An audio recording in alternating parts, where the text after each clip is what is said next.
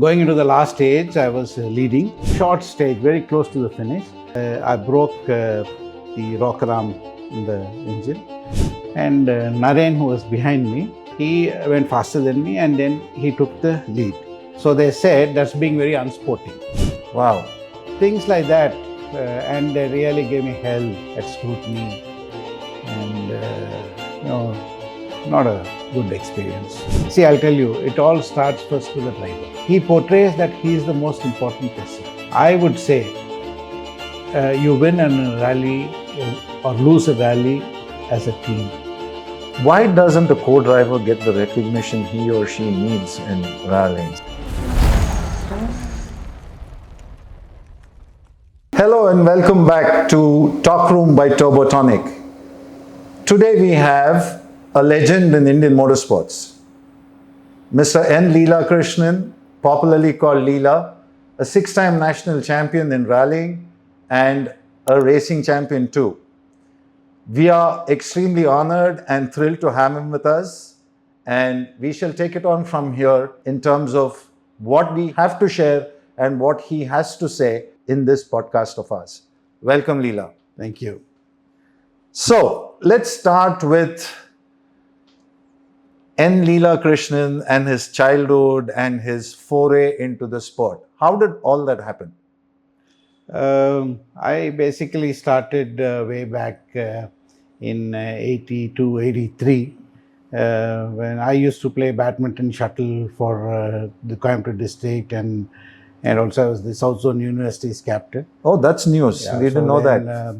I broke my ankle and I was advised not to play competitive shuttle anymore. So then is when we decided, we used to travel a lot playing shuttle, to various cities. So we had no option to travel. So we said, okay, we'll go racing. At least we can travel to Madras. So that's how it basically started. It's not that I was very keen before that to be in motorsport. And then once I got involved, then those days, it's not like somebody would prepare a car for you. So then I started understanding how to build a car. And at that point of time, Karivardhan, you all know, is the best and the greatest in India. He now taught me a lot about how to build cars and stuff. So I learned from him and then took it on from there. Got into motorsport, was doing, started with autocrosses, and then 87, I did one race. My first race I won. So then subsequent to that, the same year, I got an opportunity to rally as well for the popular rally team. So I rallied, two rallies with them, won both of them. So then it became, and that's how it all started. It's all started. I seem to hear from everyone, your age group and a little elder, that everything starts with the Sholavaram. Was it Sholavaram from where you started to? Yes, I started in Sholavaram. We did some racing. We were part of the super speed team in Coimbatore, which was run by Kari then. Yes. And, I started racing cars there. First I raced Contessa in an open class. It all started there. From there, then we went on to Sri Perumbudur and then subsequently to, other rallies. Other rallies. Yeah. So what were your first impressions about the sport, Leela? I mean, what did you feel? I mean, moving from badminton into motorsport, what were your first impressions? The motorsport had a lot of popularity then. Yes. Yes. So it was a great thing to be a part of sport which was quite popular. I remember my dad used to frequently visit the Sholavaram races year after year, and he used to book those tickets in December because you couldn't, if you delay it, you won't get a ticket then. Yes. So that's how popular it was, and to have almost 50,000 people watching and you racing in front of them was a big thrill.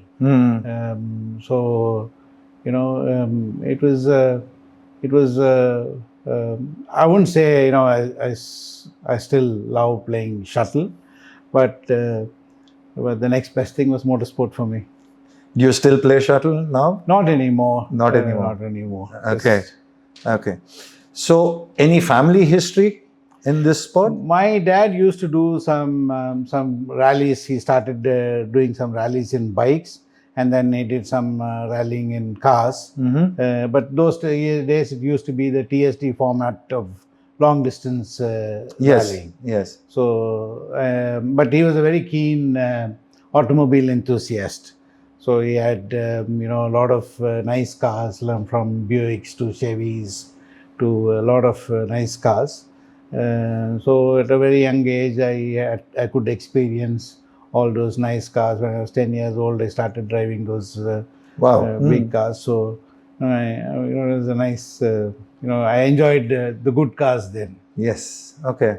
So you talked about Karivardhan. So would he be your first icon in this sport, and who after him? Absolutely him and only him. Him and only him. Yeah. Can you tell us what have your experiences been with Kari? Well, it's a phenomenal experience. When I first went to him, I met him through one of his relatives. So his relatives took me to him and introduced me, and then I went and told him that I want to go racing. And so then he started explaining, how we should go racing, and then I told him I need to build a car, and I asked him how I should build a car. So he said, then I still remember to date, and I follow that is, you race a car and you don't race an engine. So first you have to build the car well, and then comes the engine is the last of the priorities. So that is one thing. And then he used to say you have to finish first. So you had to have an absolutely reliable car. It's not always about performance. It is performance and reliability. So that's something I practice even today. And I keep reminding myself that not to push the limits too and have an unreliable car. And he is somebody who taught about everything. Building a car is just not the engines. It's about the suspension. It's about the brakes, and the suspension is one of the larger subjects than even in terms of engine or transmission. So he is somebody who was so good at everything. So I learned a lot over a period of time about every aspect of the car. So today, and post that, obviously, I also got to learn on my own a little bit. But all the basics, and whenever I had a doubt, he was always there to, give me advice on, what to do. And and he was a phenomenal person as a person. So all the more reason to say, he's my only idol. One and only idol. So was it that you were working with him in the sense you would go to his garage and you would, or was it you would go periodically? How was it? Go in the evenings to his garage. Probably 2-3 days a week. And if I had any doubts, then I will go whenever. He'll be available for a bit of time in the morning, and pretty much in the evening he'll definitely be there in the garage. So if I have any doubts, then I will go in the evening as and when it requires. But on an average, it used to be 2-3 times a week. On an average, 2-3 times a week. Okay. So the choice you made to get into rallying, what influenced that choice? Initially, my dad said I could go racing, but not rallying, because rallying, he said, you're doing it on public roads and it's not safe and so on and so forth. But then I realized, the organizers took a lot of care to make sure that we didn't have oncoming traffic, even though those days it was the CS format. And it's not guaranteed that you will not have oncoming traffic. Correct. And, you had roll cages and all of that even then. So I thought it was safe.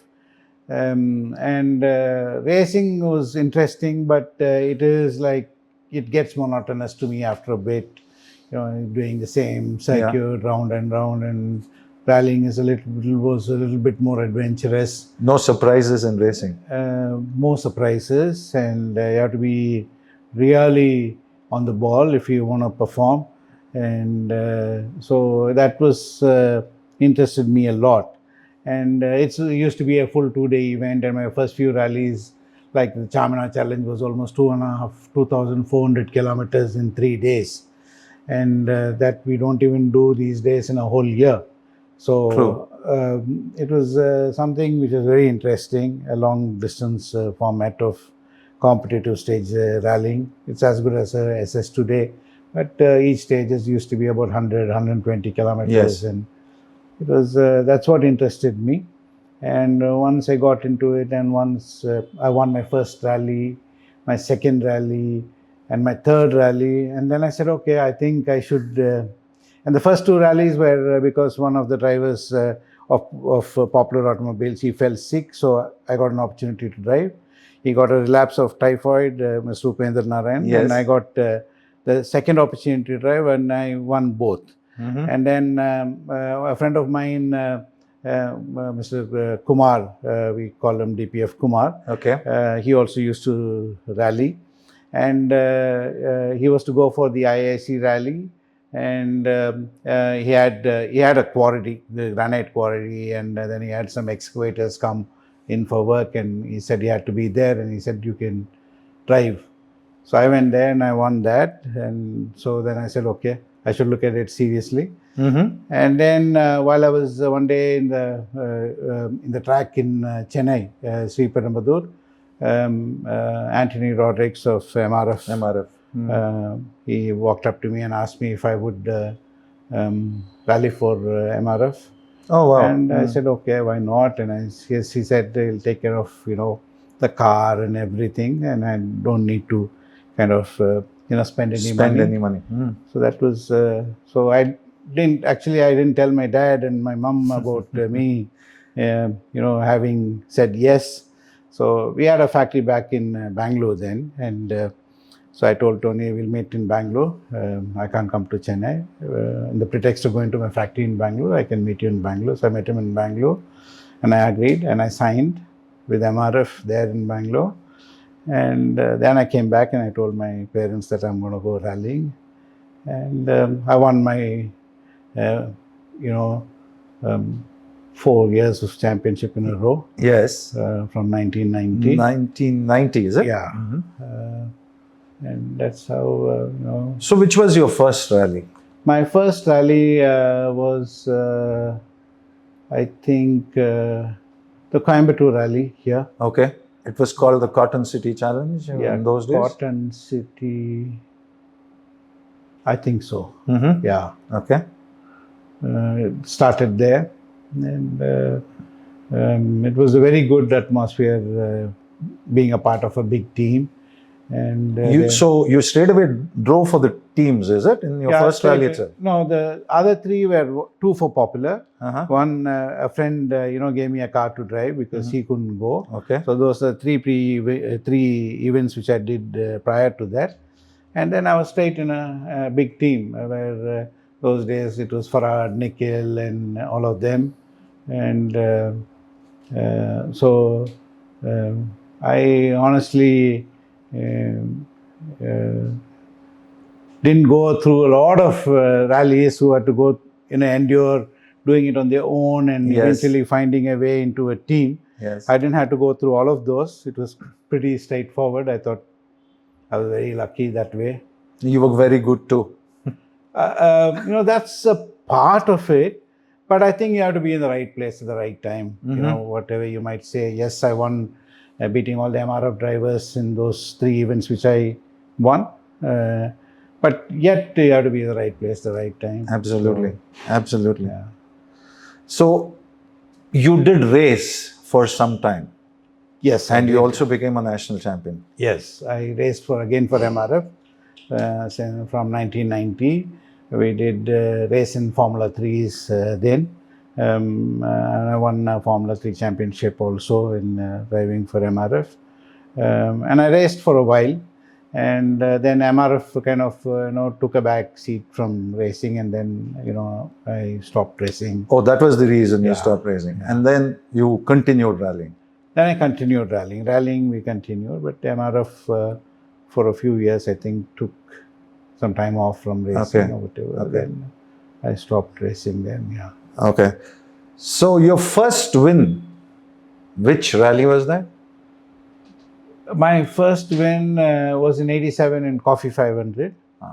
That was in Chikmagalur. Yes.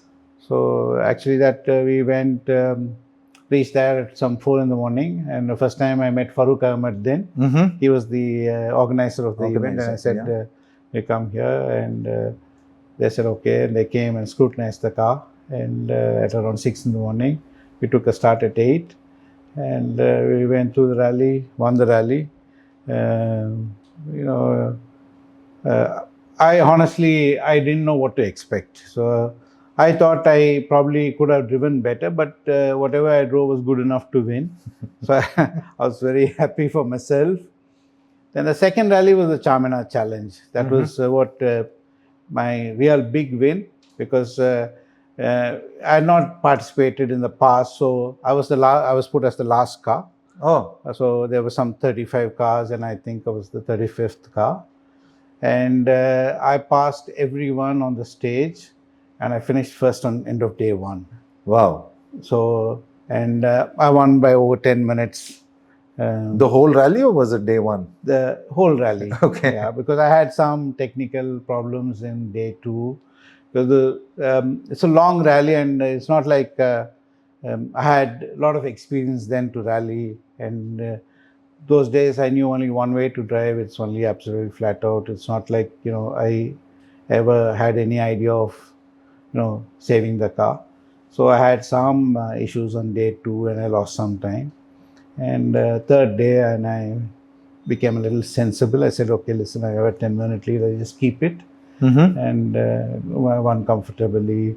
There was Farad, Nikhil, all of them. They were then national champions, and all of them. Yes. I beat all of them on my second ever rallying, so I was very happy.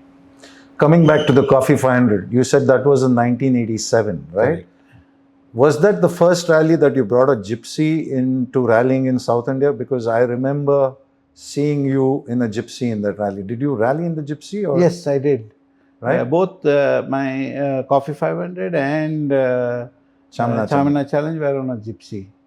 And my subsequent IIC rally was also on a gypsy. Then in 1990, we started with the gypsy. Then we went to the S-Teams, and then we went to the Baleno, and then we went into the Honda. So I still remember that rally in 1987 when you came in the gypsy and you were at least about 2 hours behind the second car. Sorry, ahead of the second car. Yes, I was, yeah. Yeah? Because that rally had stream crossings, it had river crossings. It was raining like crazy. And the roads were all slushy and so difficult to drive. And I made a lot of time, I had tons of time on others.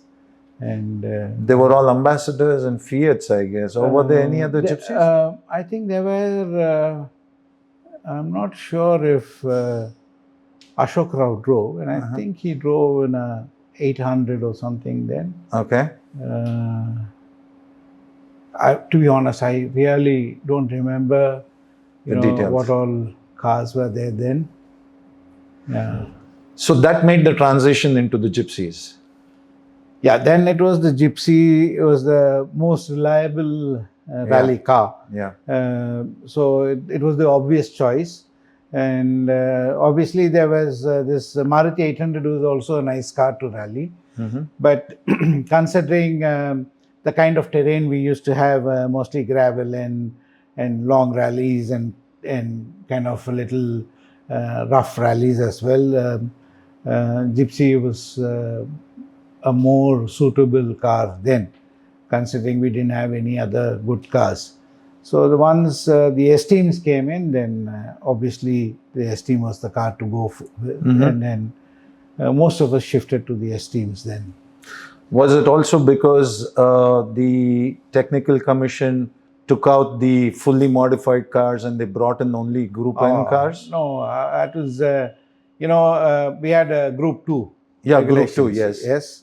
I won 10 out of 11 rallies then. Then they said they want to change the regulations and they wanted to bring in Group N and Group A. Group A. No, it was A1A. A1. Yeah, it was something like a Group A, but it was called A1A. And we still continued to win. And then at one point they said we have to go back to Group N. And I still won. And then they said, okay, we needed faster cars. And then we went Group A. And I still won. So it's it didn't matter to me. going back and forth. It didn't really matter. But you were winning. Yeah, it didn't matter to me. Okay. Which was your best rally?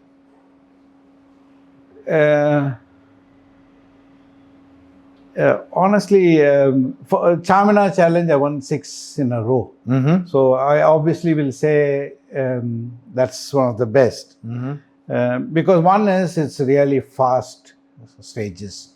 I still remember there used to be some 125 kilometer stage with an average given us at 130, and we could still, I was waiting outside the control for 6 minutes.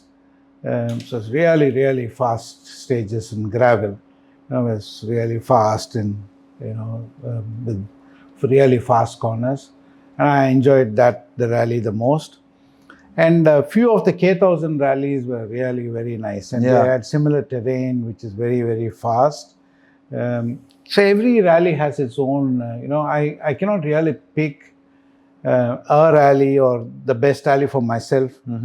My way of driving was I used to go absolutely 10-10s, the first 5 stages, so that I build a lead. So then the guy who's coming second will be only bothered about the guys behind and not me. Okay. And I can, then I can from there kind of manage my pace. And so for me, it always used to be the first 5 stages, and not the whole rally as a whole. So it was all the rallies are they have different nature, and you still have to drive really hard and be at it. It's not like any rally is easier than the other. But there are many rallies, like the Masa rally in Bombay.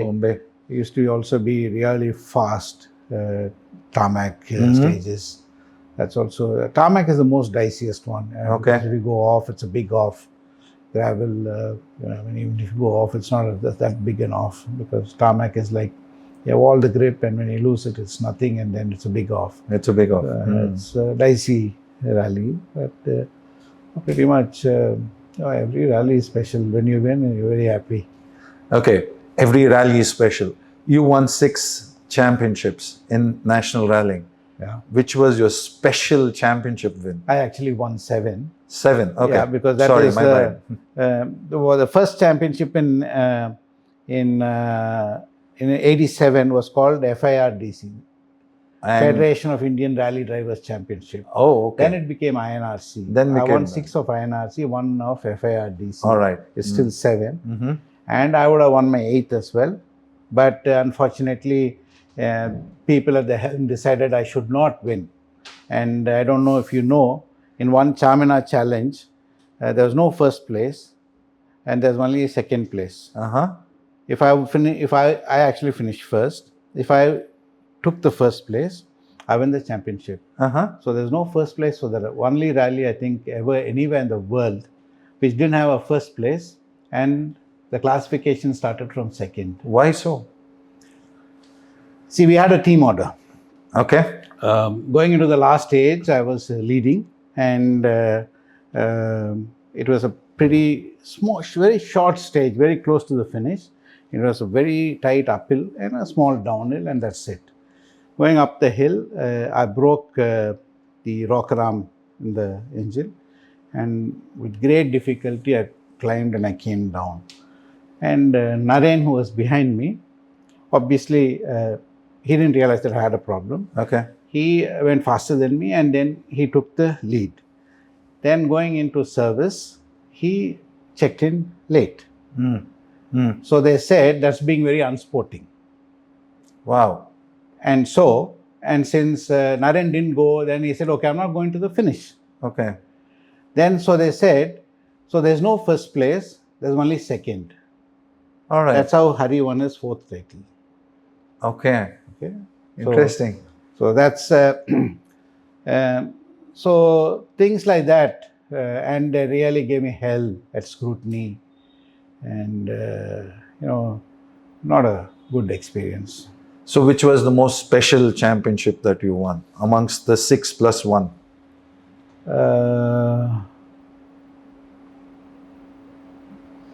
My 1990, which was the first one. year for the MRF, where I pretty much won. I don't know how many rallies I won that year, but pretty much won whatever I finished, I won. And that was the year where, you go to a big team and you win against all the so-called the best of best then. So that was the most, that gave me the most thrill. And after that, it became like, okay, it's nothing special. So you're the first one is the best one? First one is the best one. Oh, wonderful. Okay. So can you tell us what has been one of your iconic crashes in racing or rallying?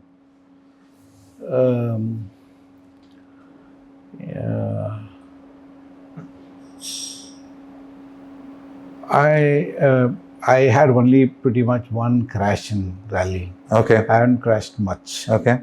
One was a very low speed flip, but that was nothing special.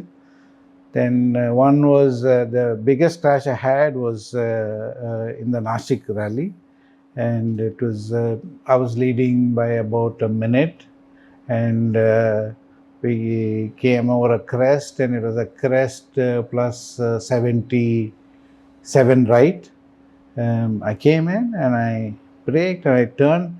We had done the stage in the other direction. So there were all those people had cut the corner and all the stones were on the road. It was a tarmac stage. So the moment I hit all the gravel, I just lost grip and I just kind of, and I thought I made the corner, but I just went straight off and hit into big, huge mud bank, and the car almost bent like a V. Wow. That was a big crash, and that was pretty much the only thing I think I haven't crashed. You haven't crashed like that? Okay. Maybe small offs.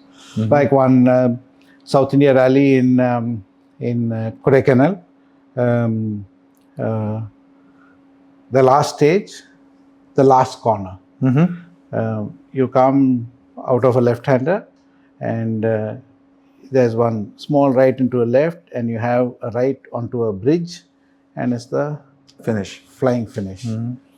It was thick fog, so I couldn't see the right and the left. So from here, I could see the bridge, and it looked like a straight road to the bridge. So I held it straight, but it was a right and a left. So we went off, and the roof of the gypsy was the same level as the road. So it was a big ditch. So the road was going like this, and we went and fell inside. So we lost the rally having a look at that, the finish. And the other rally was K1000. That was actually the last corner. You take the right-hander, and about 50 meters is the TC. As I came up to the right-hander, my co-driver said, "Congratulations, I did it." And I said, "Thank you." And I looked at him, and I realized I didn't brake for the right-hander, and I braked, locked up, went off the road, and got stuck, and I lost the rally. Wow, that's amazing. Two stupid things. So tell us, how was your transition when you moved from South Indian rallies, when you started driving in the mountains? How is it for the South Indians to drive in the raid? I have a phobia with heights. Okay. So for me to go and drive in the Himalayan rally, I did the Himalayan. Yeah. And I finished, I think, third or fourth there. But I clocked all the stages when it was in the level before we hit the hills. I clocked the fastest. And I also clocked the fastest once we are back again. On the way back. But in those hills. And we're not used to, especially guys from South India. Yes. we drive through hills, which has got a lot of vegetation, so you don't feel the inherent drops and all those things. It's like, yeah, there are trees, and you don't really see anything. Whereas there, if you go and see, there's not even a blade of grass in most places. Yes. And to see all those huge big drops and things like this is very intimidating. And me and Naren, we used to talk about it, and Naren used to say, how many times do you go off? You don't really go off. Nobody really goes off. So you can push as much as you can push in any other rally, but I could never get myself to do that. Mm-hmm. So for me, it was a very, very tough rally, that particular terrain. Region Yeah. of going up. But otherwise, like Naren Kumar was very good at in that. I mean, he will push as hard as how he used to push down south. Mm-hmm. So for a few people it didn't matter. For me, it was a problem. I could never get myself to drive very hard, or after not doing too well in a few stages, I'll tell myself, oh, I have to push. I'll push. I'll do a good time, and I say, okay. Nothing more to prove, let me back off. Some excuse to just back off. So it didn't really work for me. Okay. So after the Gypsies, then the S teams took over, and they kind of were really the flagship cars in Indian rallying. What has your experience been with those cars?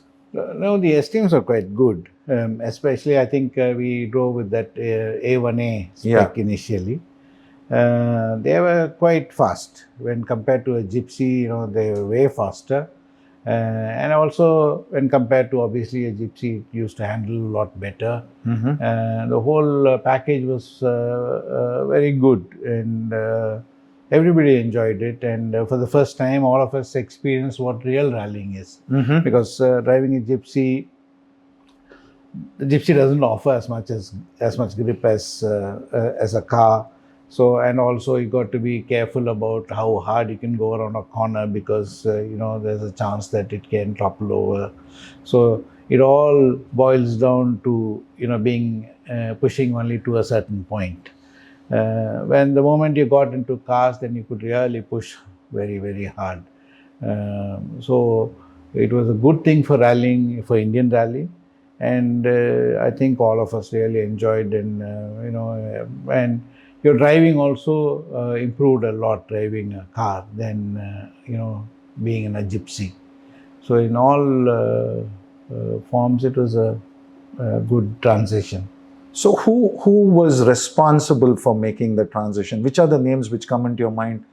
Who kind of, okay, we are going to get into the S teams now. Enough of Gypsies. I think Vicky shifted. Vicky drove a Maruti 1000. I remember. Yes, he drove 1000.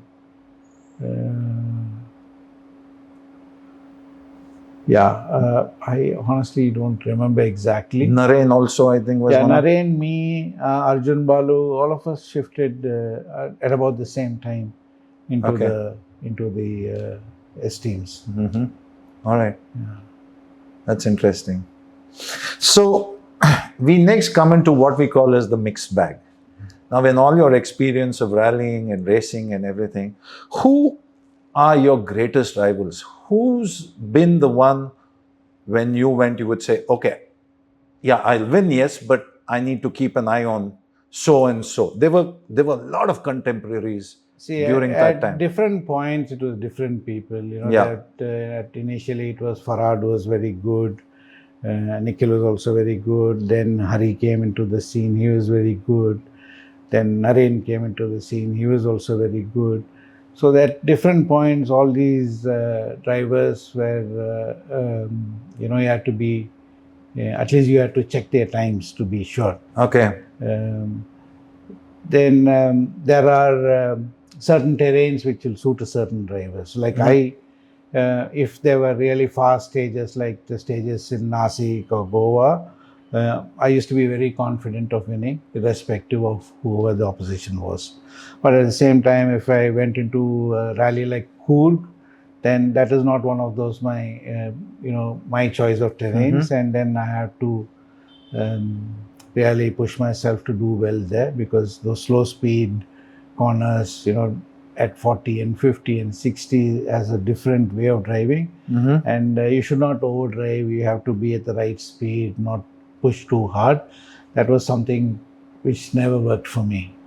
So for me, anything from the medium speed, which is about 70, 80, to high speed worked, but the slow speed corners didn't work.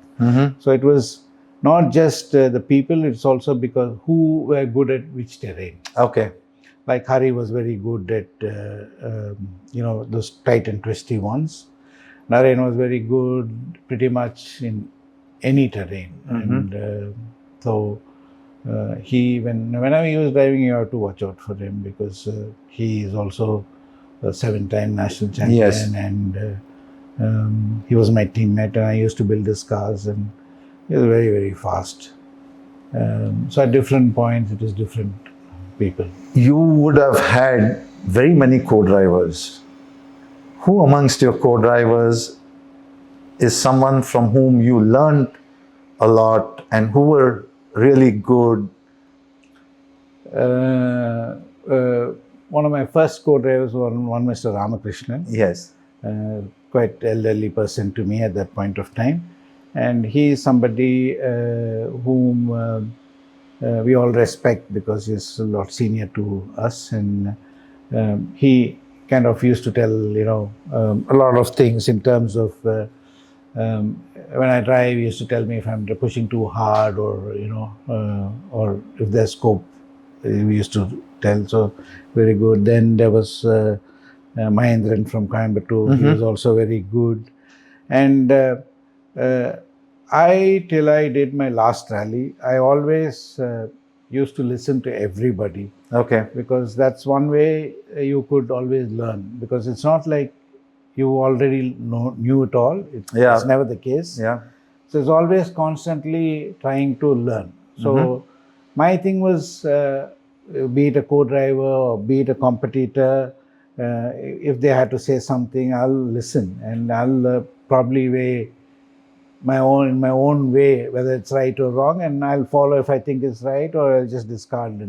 But so it's there are different perspectives, and you have a way of doing a pace notes, and when you go with another co-driver, then obviously it has to change, and he'll come with his own ideas, and then you adapt. He'll adapt to a few of my thoughts, and I'll adapt to a few of his. So it's always learning from every co-driver I went. So it was Ramakrishnan, then was Mahesh, then there was Farooq for the longest period. It was him till I quit. And then because Mahesh was the organizer for the Coimbatore rally, some rally I used to take somebody else. So there was a few other, like Sangeet from Kerala. He did one rally for me. Then there was John Jose, who used to co-drive for George Anthony. Okay. He did one Coimbatore rally for me. But the other three names, Mahesh and Ramakrishnan and Farooq, were kind of the ones... the regular co-drivers. And I learned from all three of them because everybody had a different perspective, and at different times you had to adapt yourself to different cars, and it was learning. This being the case, why doesn't a co-driver get the recognition he or she needs in rallying? See, I'll tell you, it all starts first with the driver. I would say you win a rally or lose a rally as a team. Okay. If you see many of the co-drivers or the drivers will say, either they'll blame it on the tuner or they'll blame it on the co-driver. They'll never owe up to their mistakes. So true. So what happens is, so it is like he portrays that he is the most important person. So and then everybody perceives that he is the most important person because he just drives. Yeah. If a tuner builds a good car, if you are going fast, that means he's built a car which allows you to go fast. Yes. And because when you don't go fast, you blame it on him, right? So when you go fast, then you have to give him the credit. You will never give. No, you are a good driver. That day you become a very good driver. Yeah. And the same also applies with the co-driver. When you go off, you say the co-driver called late. Yes, there is a possibility. Yeah. There's every possibility that there could be a late call or there could be a wrong call. It could be your call during a recce was wrong. It could be anything, and mistakes do happen. And you got to win and lose as a team, which we don't. And that is one of the reasons neither the co-driver, who should be given equal credit as a driver, has never been given, and the tuner as well. So what can we do to change this perspective? I think the day some hard questions have been asked to the drivers is the day they will change. When they don't do well, and you should ask them, okay, what happened? And when they do well, then also you should ask them, okay, you then blamed whoever, now today you've done well, so why don't you give them the credit? Somebody, the journalist should be able to ask those questions. Is the day. And also the journalists who are writing, reporting about events should make it a point to give the credit. And if you look at journalists, they ask one of the questions only to the drivers. They don't ask the co-driver. They're just a showpiece. So all those things have to change. Because if the co-driver sits mum, will the driver win? He's not going to win. And so that obviously is important. When he gives a wrong call, you go off and you blame it on him. So again he's important. How does he become less important then? It's only the perception of people. And amongst today's young crowd, how far do you see their technical knowledge being good with I cars? would say horrendous. Nobody cares. You know what, how the car is set up. They'll come and say something. And because I build cars. Yes. They'll say, okay, I'm having this problem. Okay, I'll change something. I'll try explaining to them why I'm changing it. 95% of them don't bother. And the day they understand how a car works is the day they'll know how to use the car and get the best out of it. How many other times you tell them, they just don't care. And it's, I would say, terrible. In the past, my drivers whom I used to work with, they were, they used to come, they'll set up their alignment themselves. Like Arjun, Balu or Naren Kumar, they will, after the car's builds, they will do the alignment, be it the race car, be it the rally car. They'll be involved, they know everything about a car, at least about the suspension, so that they can work on it. But today is very bad. So how much of, what is the ratio you would say that they need to be really technically strong to be a good driver, a rally winner? You see in WRC, they break a corner. They change the lower arm, they change the damper, they put the car together and drive off. Yeah. I bet not one today who's rallying can do that. Not even one? Not even one. I'm saying at best, if some bolt nut is loose and you go, they'll call you on the phone and ask what it is, and you tell them this bolt, and they will do a video call, and in the video call you got to point out that is the bolt or nut you have to tighten. At best they can do that. At best. Beyond that, they by themselves can't do anything. So that is a sad state of affairs. So we do need to have a good working knowledge of a car, right? 100%. 100%. If you don't understand how a suspension works, how would you be able to set it up? You can't set it up yourself. So you got to come and tell me. And few of our cars probably will have data loggers and stuff like that, and I can go through the data and I can change the car based on the data. The human brain is very complex. When the car feels nervous or whatever, and they think that they can't push the car anymore, they won't push it. So that what they feel is something which I can't see. Yeah. What happens to the car I can see. When they kind of refrain from going to that point, I can never see in the data. I'll have to rely only on what the driver says. Driver saying. So when the situation is such, if they had some knowledge, it will be easy for them to tell, okay, this is the change I want. There is not a driver in today's day and age who can say, I want to change. There are people who will say, I want, a high-speed bump to be softened, or that's because, not because of their knowledge. It's simply because, they watch some, on whatever the people say online, and you have to have, I know a few people put it on Chat GPT, and whatever that Chat GPT tells, they'll come and tell you, like as though they figured out. But I'm honestly telling you, not one can, answer even 5 basic questions you ask them about suspension. I'm being very rude. I'm not trying to be rude, but that's the reality. I think that's a fact too. I mean, that's reality, like you say. Yes. So for you, the transition from being an athlete, in terms of a motorsport athlete, the transition into building cars, the Arca story. Can you tell us how this whole thing happened? When I even started way back in 1990, I started building cars for others as well. Yeah. So my day just didn't, be a driver and then become somebody building a car. While I was driving also, I was building cars. Yeah, obviously, because you were driving for 2,000 kilometers. If something happened, you had to... No, subsequently, much later also, even when I quit in 2001, even in 2000, I used to build 7 or 8 of MRF team cars and my car. So it was always been that way. Nothing really has changed post me quitting as a driver. I quit because I thought I was not willing to take the chances which I used to take while I was driving well.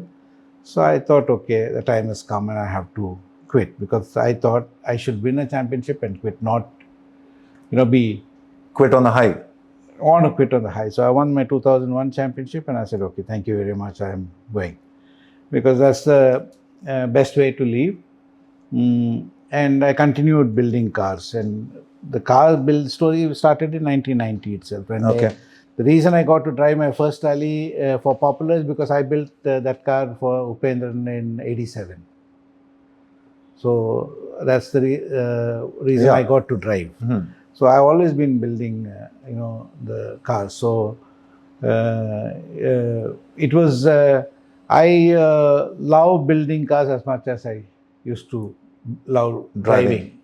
So it's not like, I like one, because there's the engineering side with the amount you have to keep learning is a lot, because technology changes every day and you have to be innovative, and there are a lot of things that which in the world which was perceived as something some big breakthrough, actually we had done that in the past. Okay. So it is not like some new discovery. Yeah, because, and now if I spell them out, it looks stupid, because they'll say, I'm making it up, so I don't want to say any of it. But many things which was groundbreaking that we had actually done in the past. As much as I liked driving, I also liked building cars. And even today, even though Arca Motorsports, without any corporate being involved, is sort of like a hand-to-mouth existence, and this exists because of my passion. Okay. It's not. There's no. If you look at it commercially, it's a absolutely thing to do, but I love doing it, and so I continue. So I started building after my first race. I said, okay, I'm not going to be dependent on anyone, and I built my cars for myself from then, from 83. So it's always been I built my cars and I ran my cars. Yeah. And many people thought because I built my own cars, and that's one of the reasons I had so much success. I would say yes, and I would urge that by just saying that is not good enough, and they should also do the same. Do the same. They should learn, and if not even build, at least understand what, how the car works, how an engine works, and okay, forget engine, at least how the suspension works, which is directly relevant to you and your driving style. Okay. Yeah. Okay. So the Arca story, can you tell us a little bit more about it? Arca was, I was part of Red Rooster performance, yes, I know and that. we also had Red Rooster Racing, and with Dinesh Reddy, and Dinesh Reddy started it, and we had a lot of success. We won many racing championships, rallying championships. I got Naren back out of retirement and come and rally and win. And then with that, Vikram Matthias also, who drove for rallying, and we won. And after that, then I moved back to Coimbatore, and I decided, I can't be away from home and be in Bangalore. Then I decided to quit Red Rooster. Red Rooster. And then I decided, okay, then this is something that I can't be without doing. Yeah, okay. So then I said, okay, we'll start. Then actually, one day I was sitting with Karna and Philippos, and I said, listen, we need to have a new name. So I said, you all figure, because I had a rally coming, so I was busy with that. And Karna and Phil only looked up and they said, okay, we'll call it Arca Motorsport. I said, why Arca? Arca, they said in Sanskrit or something, it's called lightning. I said, okay. Wow. Interesting. I heard that, I don't remember whether it was Philippos. Yeah, Philippos, I think, told me that he was about to get on a plane and they said, before you land, you need to give a name. Is that a true story? I said, come on, you need, because when you're building cars, obviously we have to do billing and all that stuff, and you have to do some GST registration and all that. I said, come on, you guys, figure out a name. And they said, okay, Arca Motorsport. I said, okay, Arca Motorsports. And in 2017, we started. Launched. Okay. We did Arca Motorsports, and going on, enjoying myself. Yes. So you've been building cars for teams and manufacturers. I mean, different teams and manufacturers. How would you handle that conflict? Was there any conflict? See, I've built cars for racing and rallying for Toyota. Yeah. We built and ran cars and won multiple championships with Mahindra. Yes. We have built cars for Maruti. We have done prototype four-wheel drive Brezza also for Maruti. MRF2, right? No, for Maruti. Okay, for Maruti. We built the Brezza. We made it a four-wheel drive. We did all the drivetrain design and everything along with the Maruti engineers, and we built for them. We built an EV for Toyota, a prototype EV for Toyota also. So we worked with all the manufacturers. And to be honest, FMSC is not doing a great job in offering a platform for the manufacturers. That's why so many of them have come and gone. If you like, the last was Toyota. Their managing director himself drove for 1 full year, along with the two of his people from their technical R&D. Yes. Because they wanted to come and see how the rallies ran, and if it's worthwhile for Toyota to be even in India, be part of the Motorsport. Okay. And you won't believe, there's not a person from the federation who came and spoke to him. Even though he was available and he was rallying, and that means he's available at the venue. Yes. He comes for briefings, he comes, drives, and he's there, and nobody bothered. Then I took the pains in K1000 to introduce him to everyone.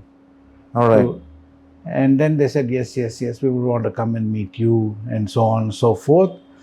And by the end of it, Tachibana-san said, Yeah. But for corporate to be involved in Indian motorsport, probably everything has to be a lot better. These are the exact words he said. Yeah. Did he tell you what he meant by lot better? Or is it something implied? See, you and me being the part of the sport, Yeah. all of us know what has to be done. Yeah. All of us want that change to happen. But if you look at it, the change really doesn't happen. You take the days of Annabelle and Bharat, Yeah. when they were there, they pumped in so much money. Yes. What happened? Because when they were not there, you said there's no money. Correct. When the money was there, did anything become different? No. So who's to be blamed? It is only the federation, because the onus is the federation. The buck stops with them. Mm-hmm. Today, if a rally happens in Coimbatore, today they'll say, okay, it's the promoter which has to, Run the show. Now, if you, I had the privilege of looking at the contract between FMSA and the promoter. If you get an opportunity, you will see there's not even a clause in that contract where, from terms of marketing and publicity and advertising, what are the requirements from the promoter. Okay. So that's the contract we have. All right. So that's what it just shows, the people concerned in very poor light. Is the way I look at it. They might have their own constraints of why and what, and I don't know, because I've never been the other side of the fence. Mm-hmm. But whenever I was there also, there was, whenever you had to give a suggestion, it was not well accepted. Like, Okay. when we brought the INRC 1, I Uh-huh. said, please don't. You'll kill the sport. They didn't listen. Today, INRC 3, the Indian rallying happens because of INRC 3. Mm-hmm. Those 80% of the cars are INRC 3. They could be even in INRC 2. They are all still INRC 3 cars only. They are not like, many of the cars which are running in INRC 2 are not INRC 2 cars. It is simply, you find fewer entries in INRC 2, so few guys think, okay, I have a chance there. Which is also very sad, but it happens. And we brought in, and they said, okay, the cars are not fast enough, and so on and so forth.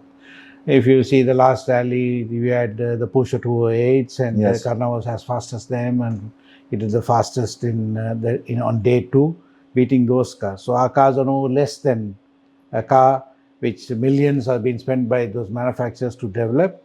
These are spent in lakhs. Mm-hmm. So, but we have those fast cars, but what has really happened? Nobody's capitalized on it. You wanted it. You made the competitors spend. They spent loads of money. And what has really happened? You haven't done your end of the bargain. You put out the class saying that you need those cars to make the sport interesting. And you force them to spend. And after them spending the money, you did nothing about it. Mm-hmm. And, so sad. So is that going to be the same situation with the INRC 3T? Fortunately, they wanted to include INRC 3 in INRC 3, 3T in 3, which I told Farooq Commissariat, I said that will be the most thing that you can do, because INRC 3 grade is the backbone of our sport. All the privateers are there. And all of them spend money. You have to give them their due. They are the backbone of Indian motorsport. And you want to undermine all those cars and introduce a car which is a far superior car in that category for what? And that was because straight away if you have INRC 3, there are not going to be too many entries, and maybe the class will not be formed. So then they said, okay, better sense prevailed, and they made INRC 3T, at least, That's a separate class. But for all of this, unless you have manufacturer being a part of it, or big corporates being a part of it, nothing is going to change. And if FMSC ever wants the sport to grow in India, they have to think out of the box and do. Like you take, for example, the whole of this year, we are into November, and we have done just 2 rallies. Yeah. And we are going to run into Feb, I believe, to finish Is that so? Okay. this year's championship. How sad. So, like you said, there's been a 10-month gap between the second and the third rally. Absolutely. How is it in racing? Racing again. We were talking about the budgets. Yes. Racing again, we went into we had the set regulations, and they wanted cars to go faster, and they allowed so many changes. And as I told you today, one of the cars we're building for a customer is costing him ₹1 crore, and that is not what an average Indian driver can afford to spend with no corporate support. Yeah. So when they were changing the regulations, we were all invited to come and suggest. When I told them, I said, listen, we should not allow so many modifications in the cars, so it's become expensive. I was told, if you don't have the money, don't race. Don't come. We had 30 cars in the grid before they decided to change the regulations and make it more elaborate in terms of modifications allowed. And we ended up with just 3 or 4 cars in the grid. And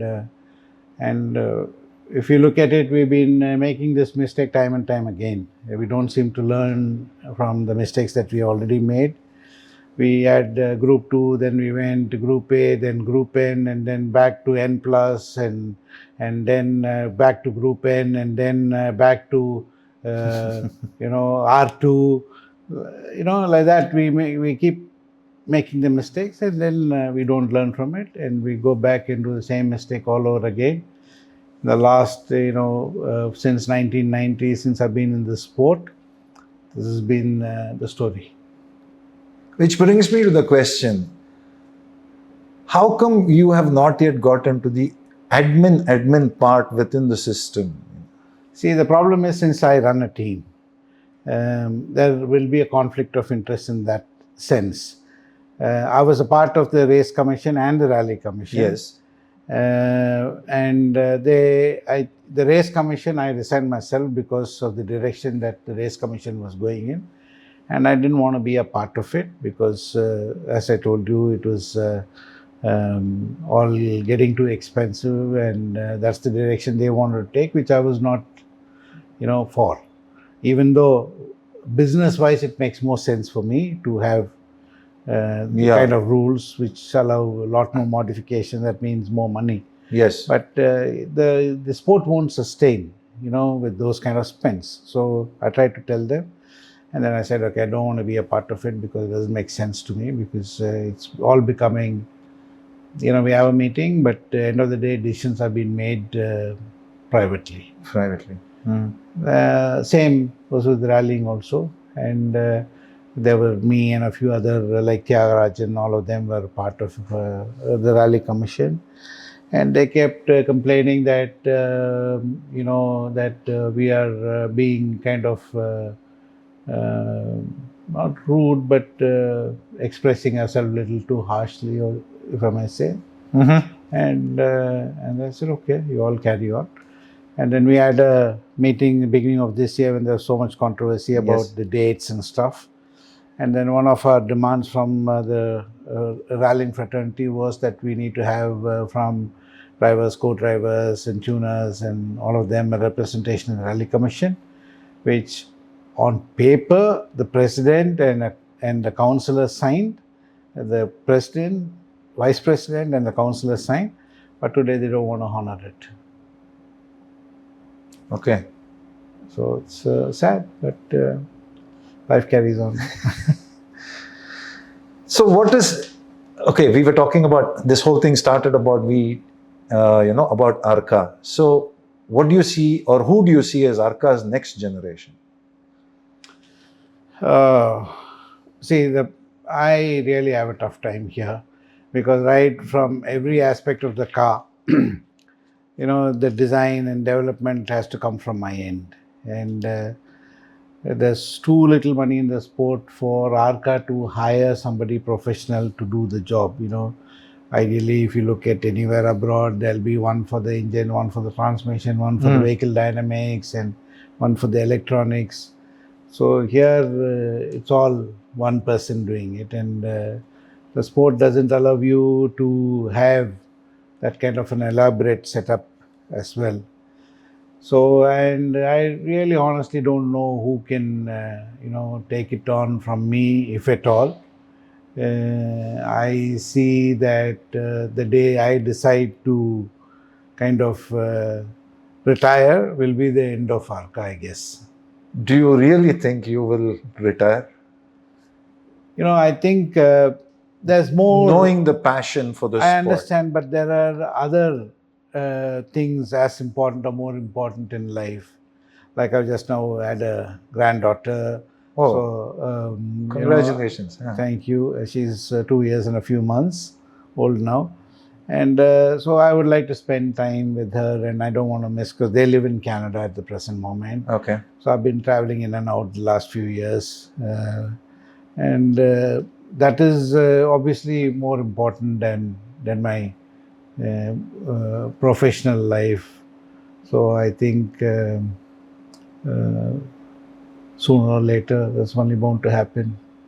Have you given yourself a time limit? I would say probably another 3-4 years. 3-4 years. Yeah, because that was my question. Where do you see ARCA 3 to 5 years from now? I don't know, 3 to 5 years. I told Karna that he can, educate himself and take it on from me if he wishes. That's up to him.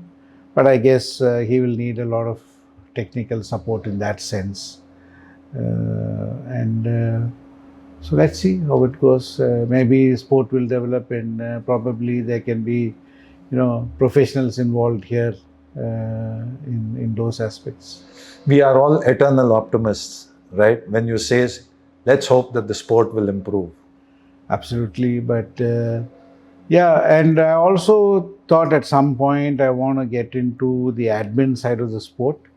See, me sitting on the other side of the fence and being critical and about people running the sport is one side, and people can say it's easy to be the other side of the fence and say what I want. So I really want to be in the admin side to see, because the sport has given a lot to me. If you look at it from 1990, in 1993, I stopped my family business, as was Motors and Pumps. We have been there from early 50s, which I didn't want to pursue. Okay. And I took up this because I love this sport. Yeah. Okay. And this has been my life in that sense. Yeah. So I think, as much as I've given a lot back in terms of building cars and taking the sport to the next level in terms of the cars and stuff, I also want to do something in terms of the organizing side of it, to see if speaking so much about how it has to be done, to see if I can do anything about it. I think there is that possibility. In fact, in the Coimbatore rally here, I took the initiative and spoke to Prithvi, the CAC, who he runs the rally. I said, okay, we'll have a spectator area, and that spectator area was put up, and I sponsored the whole spectator area. That's nice. Along with a few others also, I think, have contributed, and we did that.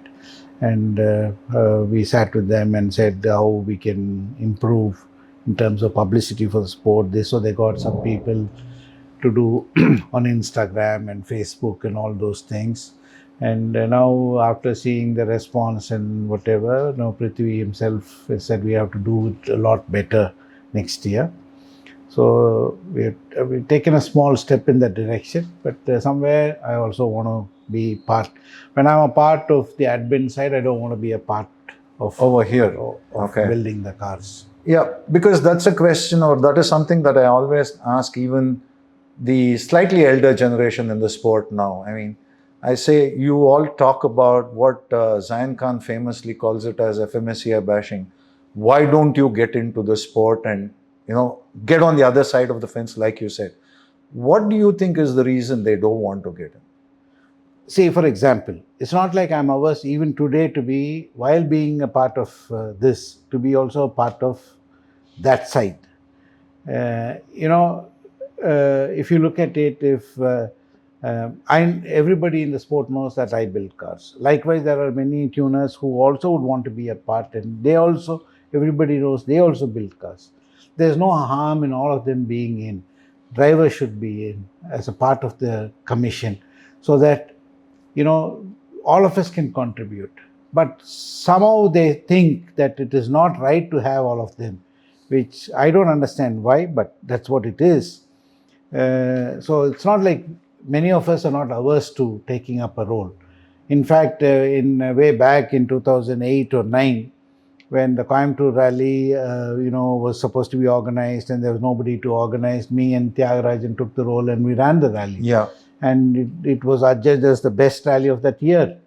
We got it done, even though I was running cars and he was running cars, and nobody had anything to complain about and things like that. The day it rained and I went on the stage, even though I refrained from going before the rally. I went on that day because it rained and we had to do something about it, because otherwise the cars were not going to pass. So I went early in the morning, got the dozer, filled up all the waterlogged areas and sorted it out, and no competitor complained. Everybody was happy, rally went well, everything was done well. But somehow, I don't know who in FMSCI doesn't want competitors and stakeholders to be in the system. System. But the general thing is that is what it is. That way, if you see, nobody can be in the system. That's what I was, yes. See, yes. Everybody, you take anyone, you take even Vicky Sundok, whom I respect a lot, because I've told you in private that, if anybody I could speak in the federation to get things done, I can get it done to Vicky, because you can have a reasonable conversation and, reason out with him. Now, he is a part of MMSC. Yes.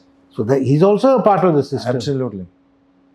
So I am here now, me being a rally commission, or Tyagarajan being a rally commission, or a Chetan Shivaram being, because these are three names which were given to them last year.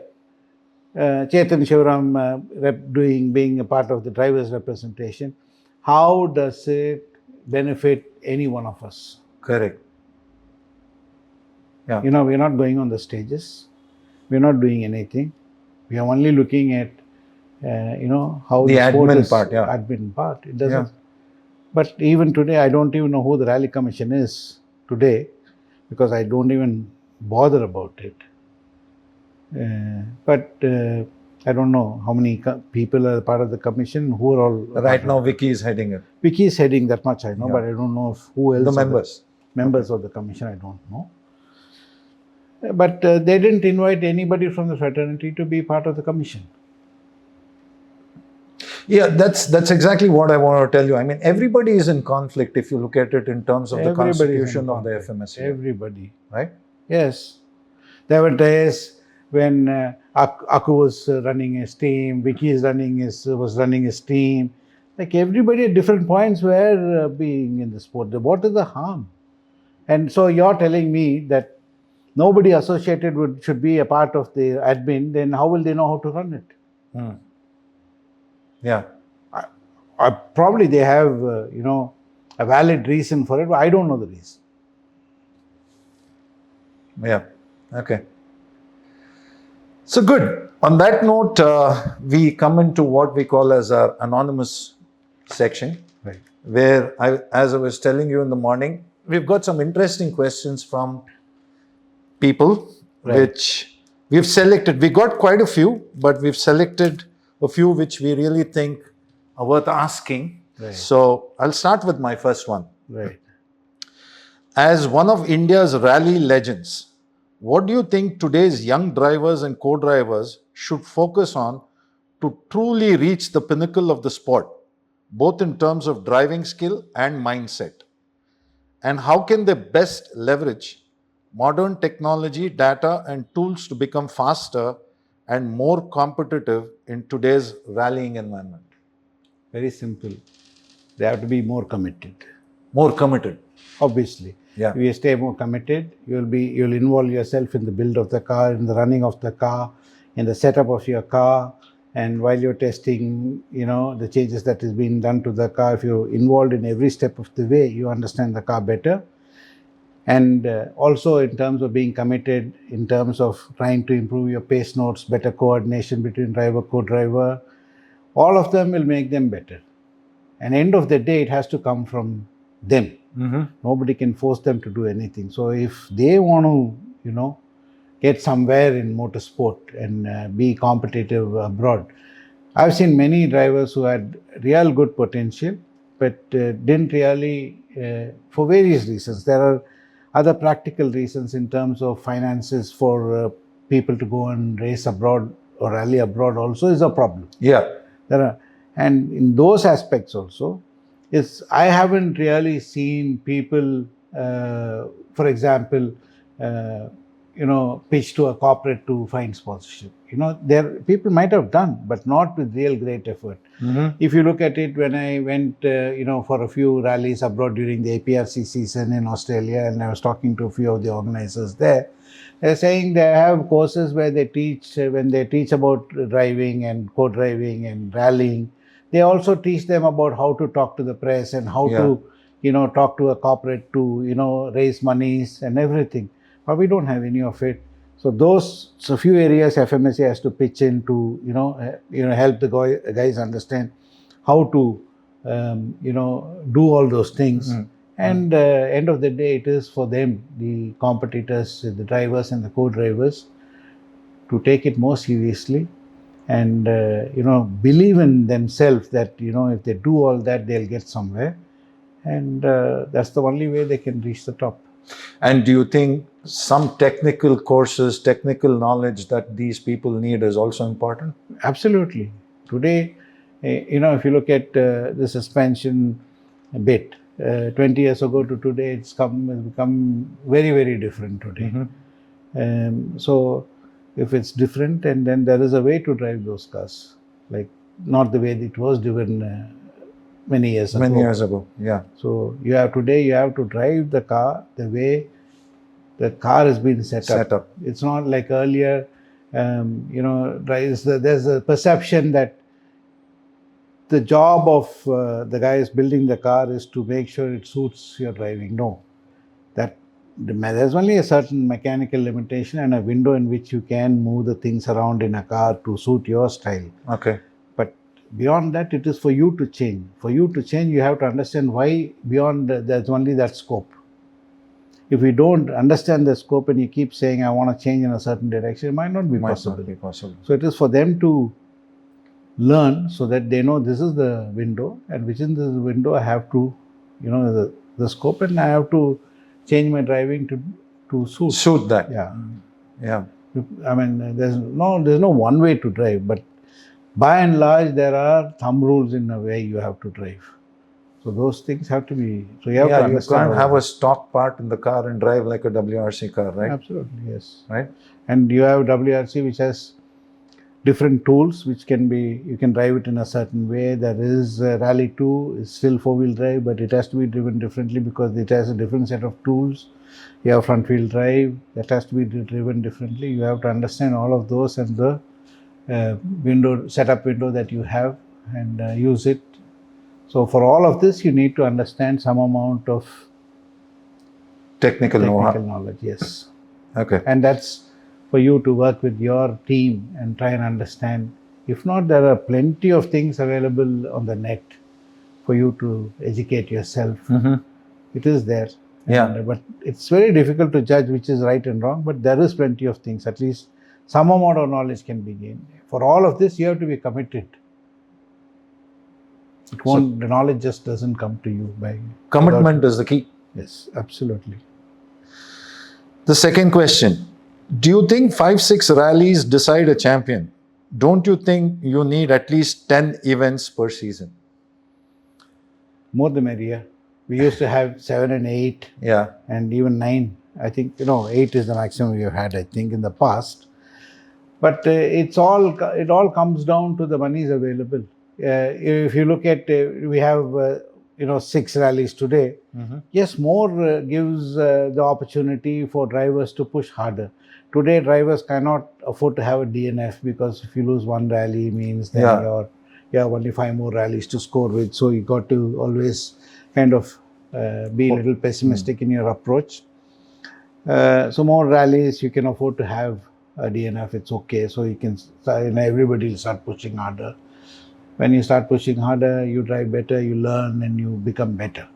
That is, of course, there. But the problem we have, inherent problem we have, is lack of money. Many drivers don't even have, they really stretch themselves to do, 5 or 6 rallies in a year. And to tell them to go and do 10. It's tough. Yes, we need to have just not rallies around down south. It should be all over the country. Yes, again, that also needs money for people to travel and everything. Transport. So long and short of it is, there should be money coming in, and it is in everybody's interest that both the competitors and the ASN do and put the sport in an area where corporates find it interesting to come and invest the money. Only then can you have the best possible scenario of having 10 rallies. Why not 10? You can have 12 rallies. 12 rallies. Yeah. All right. Sir, when you send cars to an event, what kind of measures do you take that the car doesn't start without your approval? And why does it take a laptop to start cars that you build? What's the reason behind this? No, it's not like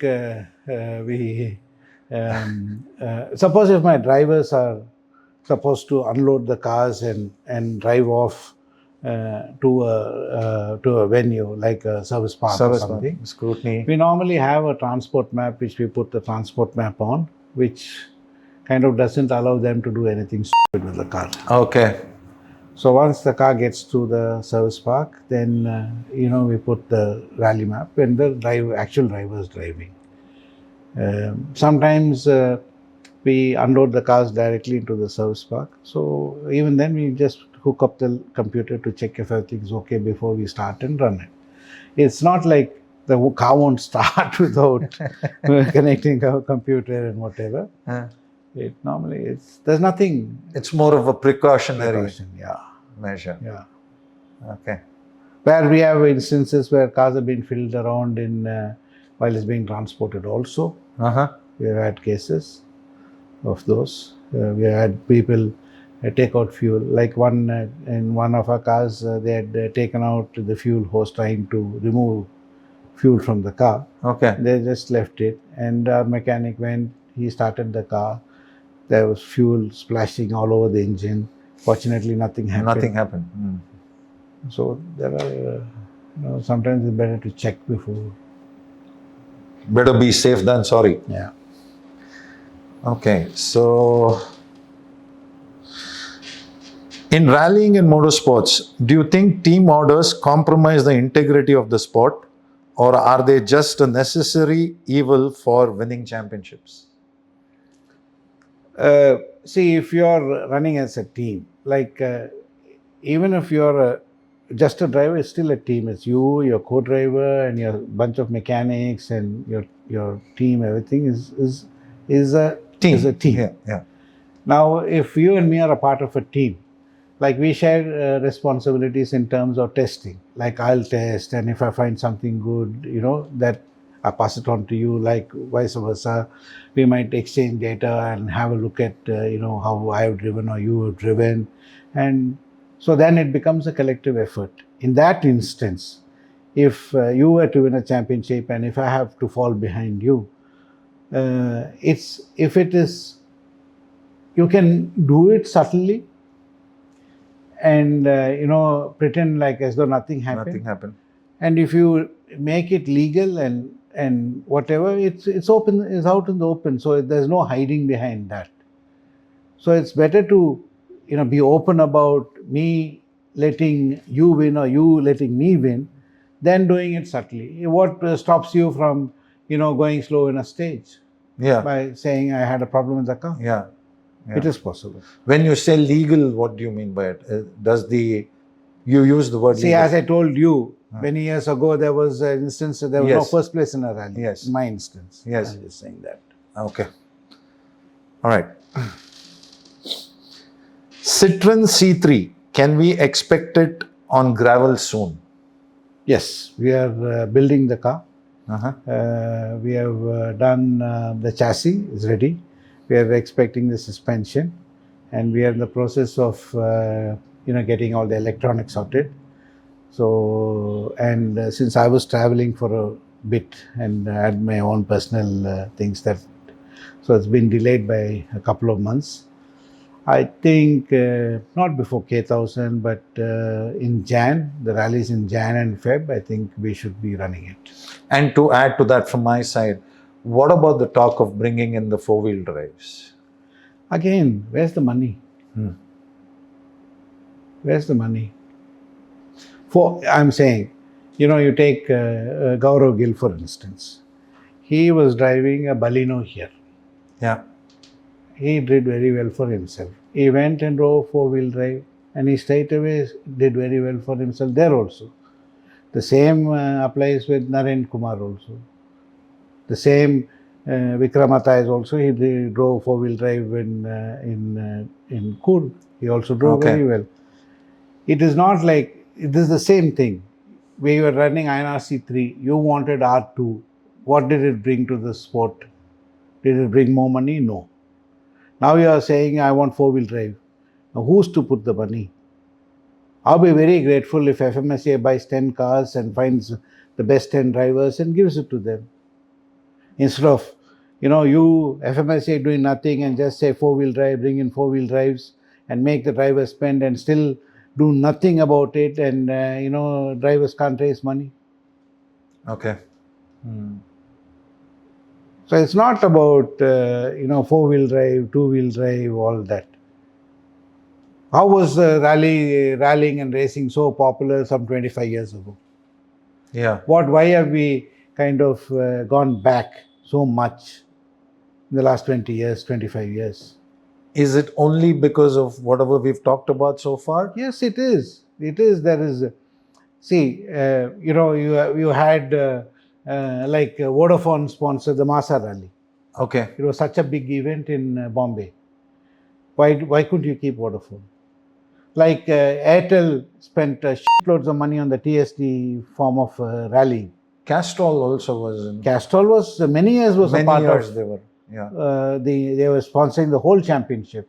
Scissors were also. Scissors was there. Yeah. So why couldn't you keep all of them? If they are all of them passionately invested money, and why we couldn't keep, like Airtel spent a lot of money on that rally, and we all know what happened, what a sham it became finally. How do you expect Airtel to invest money the following year? When they committed so much of money, isn't it the responsibility to make sure at least the results were available? You know exactly what happened. Yeah. I'm sure, if you ask the concerned people, they'll come up with something else, but we all know the truth. And the public also knows the truth.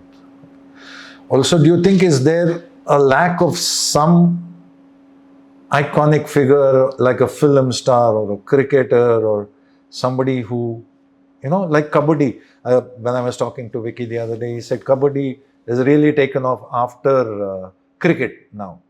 Listen, I have seen many Kabaddi matches. Yes. There's not even half the seats are filled in the stadium. but it's been broadcasted live. Yes. Who's doing all that? Somebody is doing that. Yes. Okay? Yes. That we have to find that somebody to do in motorsport also. It's not like, the Kabaddi, the stadium is full. We all watch TV. Yes. There's hardly anyone sitting on the seats, but it still comes live. And they made a big noise about it.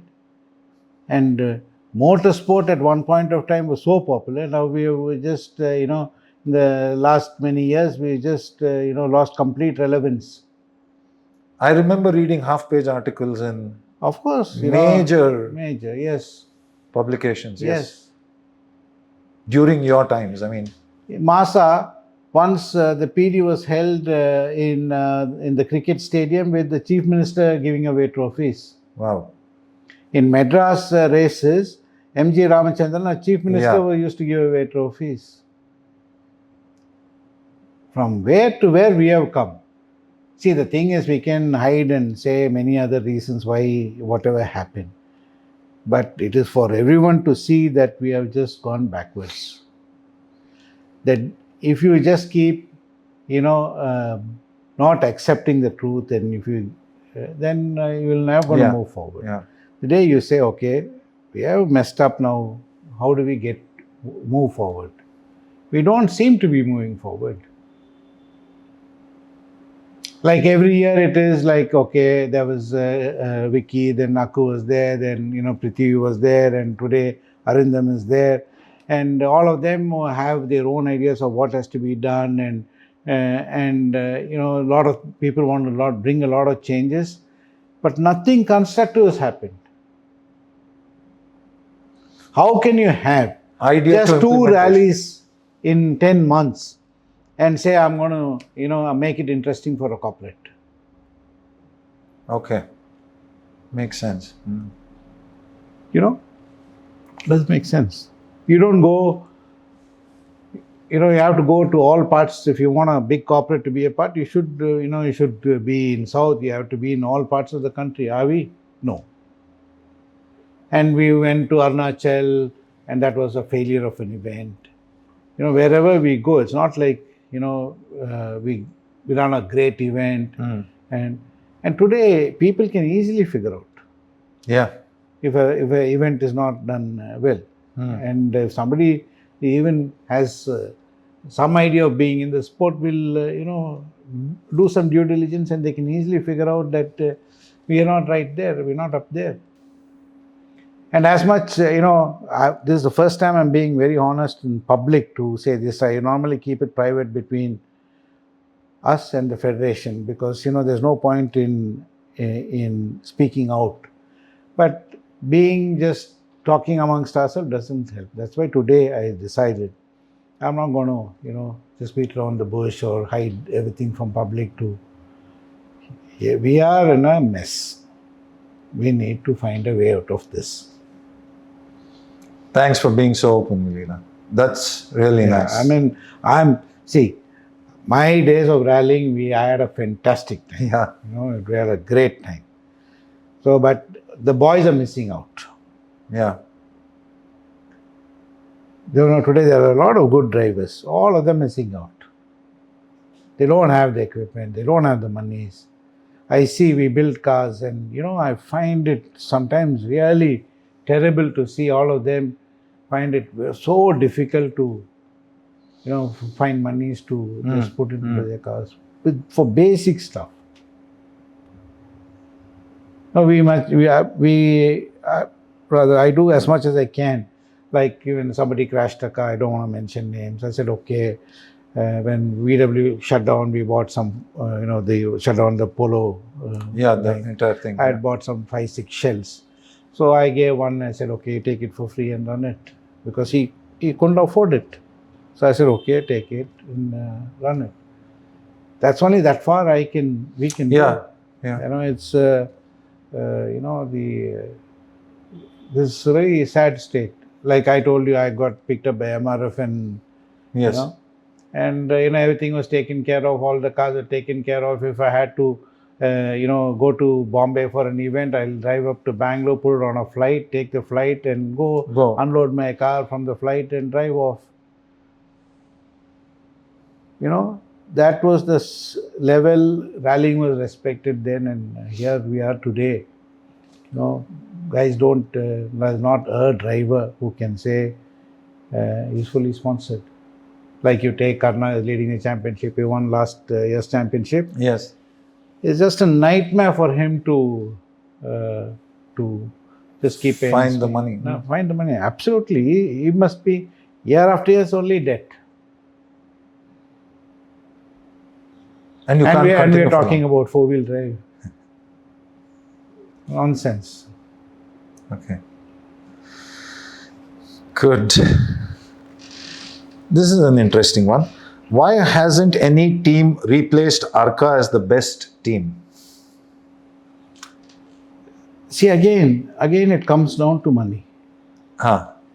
When there's no money, I promise that much I can say. There won't be a team which will be breaking even who's a part of Indian motorsport. Everybody at different levels will be doing it out of just passion.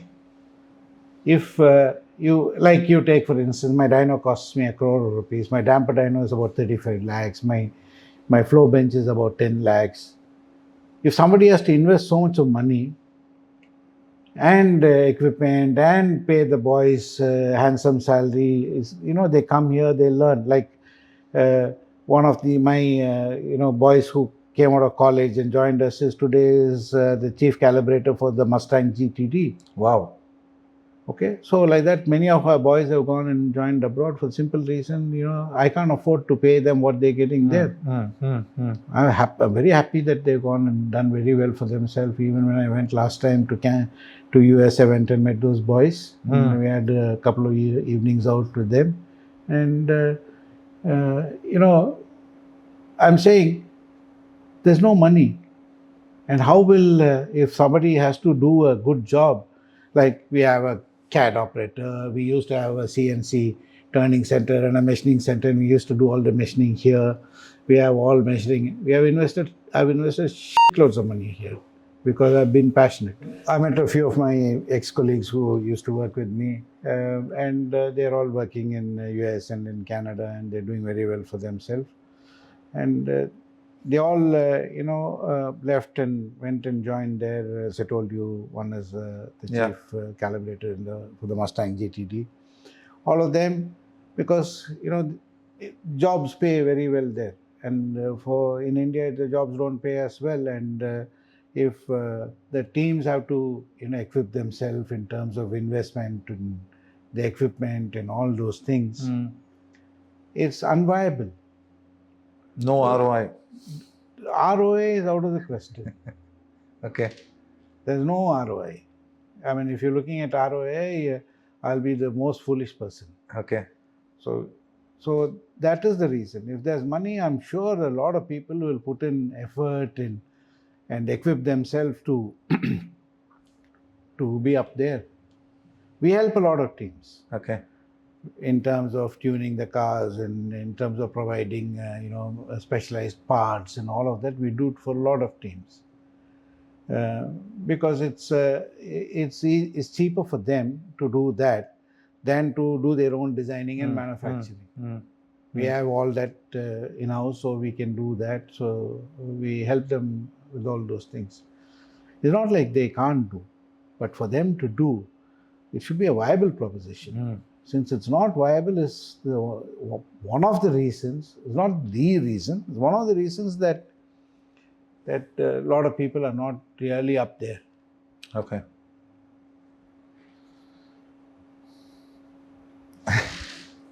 Good one. Who would you consider the next best tuner in the country after yourself? A very, difficult question to answer because there are a lot of good guys. I don't want to mention names because it will only create a tough thing. So there are a lot of people who are doing good job. It's just that if the sport has more to offer to them in terms of monies, all of them can do very well. But it's just that we are where we are, and it's just the thing. I think it's not in their hands to do anything. It is the competitors and the ASN. They have to get the game up so that end of the day they have the monies to spend, and teams can build, nicer cars, Good better cars. And also it costs to educate yourself. Say for example, if you're tuning a turbo engine, now you should have the ways and means to monitor a lot of engine data to have a reliable yet fast engine. If you don't have all those systems to monitor, then you can only conservatively tune it, or you'll do something and you'll blow the engine. Both ways you're at a disadvantage for sheer lack of money. It's not knowledge. When you don't push yourself to be right on that knife edge, then over a period of time knowledge also becomes a problem, because you're not pushing yourself. You're always being very conservative. You don't know how far you can go and what are the areas that you can go. Okay. So it's a problem. All right. Now this is I found it very naughty and funny. Was Sangeet Samuel the best employee you have ever had in your life? Oh, Sangeet is a great guy.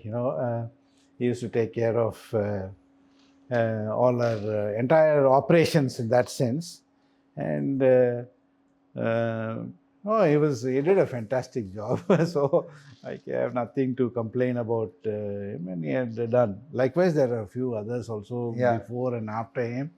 You have done a great job. But Sangeet, yes, I always have a very good relation with all my employees. I don't have employer-employee relationship. Yeah. I would rather have a little personal relationship with everyone.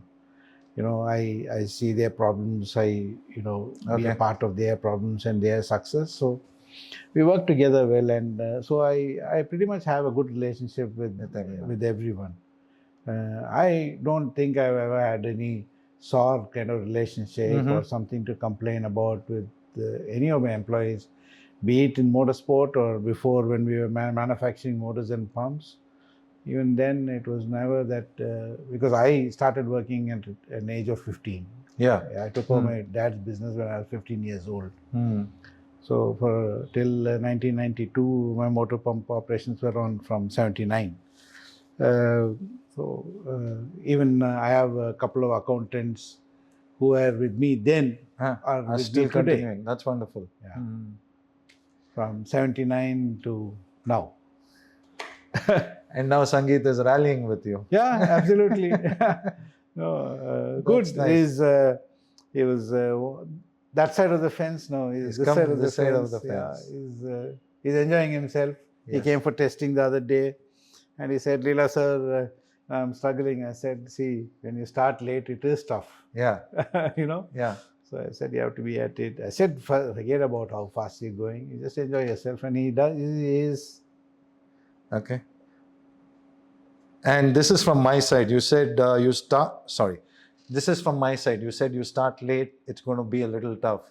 I've heard rumors that Leela might come back into rallying. How far is that true? Or No. It's just that Citroen, when we were building, I thought instead of me depending on A, B, and C to drive and give me a feedback and set up, it'll be easier for me to drive it myself. While testing and even maybe an event or two, and to get it up to a level. Your required not that standards. I want to, honestly, I want to rally. Like I went in the last race weekend, I drove the race car also. Okay. And I still could clock one of the fastest times of the day after driving out of many years. Still got it. Still maybe, but not, probably. And racing is easy, but rallying is tough. But I can still test and drive and whatever. So I just want to do that. I don't want to get back into rallying. Okay. But I just want to, set up the car and then give it to maybe Karna or someone to drive. Wonderful. Okay, so that kind of brings us to the end of the anonymous section, and we will move into the conclusion part. What is the one message that you want to give the younger generation in the sport today? I would like to say this is one of the very, very great sport. It is no less than a cricket or football or anything, or golf or whatever. This is a great sport, and it is not like, you have to, many sports are just athletics. This is, Yeah. you have to be athletic to perform. Okay. So it is more than many other sports. Mhm. So request all youngsters to come and experience it and be committed.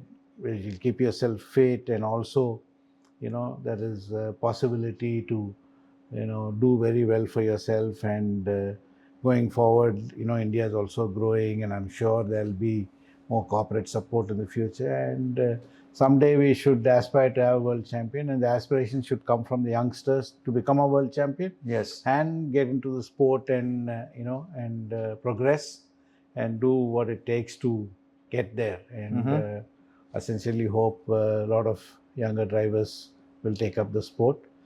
I see a lot of karting kids who are doing very well for themselves, and who are also going abroad and doing well. And I'm sure a few of them will go the single-seater route, and few might get into more, into racing and rallying into tin tops. And